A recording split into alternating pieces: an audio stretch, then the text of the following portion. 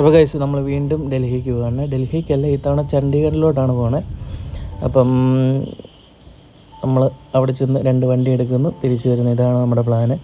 Already ഒരു Innova കണ്ടുവച്ചിട്ടുണ്ട്, അത്യാവശ്യം കുഴപ്പമില്ലാത്ത വണ്ടിയാണ്. പിന്നെ നമ്മളൊരു വണ്ടിയും കൂടെ തപ്പിപ്പിടിച്ച് എടുത്തുകൊണ്ട് വരും.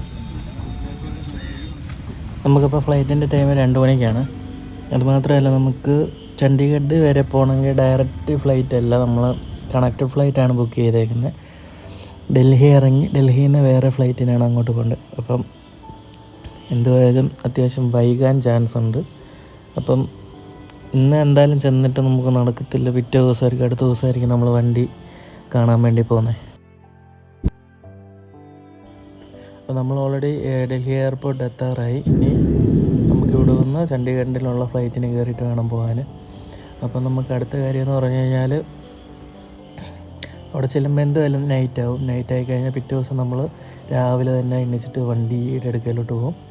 എന്നിട്ട് അവിടെ നിന്ന് വണ്ടി ഓക്കെ ആണെന്നുണ്ടെങ്കിൽ ആ വണ്ടി എടുത്തുകൊണ്ട് നേരെ രാജസ്ഥാനി വരും. രാജസ്ഥാനി വന്നിട്ട് അവിടെ നിന്നായിരിക്കും അടുത്ത വണ്ടി. അതിൽ ഒരു വണ്ടി എന്നിട്ട് കയറ്റി വിടും, ഒരു വണ്ടി നമ്മൾ ഓടിച്ചുകൊണ്ട് വരും. ഏകദേശം എയർപോർട്ടിൽ എത്തിയപ്പോൾ തന്നെ 6 മണിയൊക്കെ ആയി. പക്ഷേ ഇവിടുത്തെ ചൂട് നമുക്കൊരിക്കലും ഒട്ടും സഹിക്കാൻ പറ്റാത്ത രീതിയിലുള്ള ചൂടാണ്. പിന്നെ നമ്മൾ അടുത്ത ഫ്ലൈറ്റ് കയറി ഇനി നേരെ അങ്ങോട്ട് പോവുകയാണ്. അപ്പം നമുക്ക് എന്തായാലും നൈറ്റ് ആയതുകൊണ്ട് ഇനിയും ഇവിടെ ചണ്ഡീഗഡ് ഇറങ്ങി വല്ല യൂബറും വിളിച്ച് റൂം എടുത്ത് സ്റ്റേ അടിച്ചിട്ടായിരിക്കും രാവിലെ ആയിരിക്കും നമ്മൾ വണ്ടി കാണാൻ വേണ്ടി പോകുന്നത്. അപ്പോൾ പാർട്ട് 2 വേണ്ടി വെയിറ്റ് ചെയ്യുക.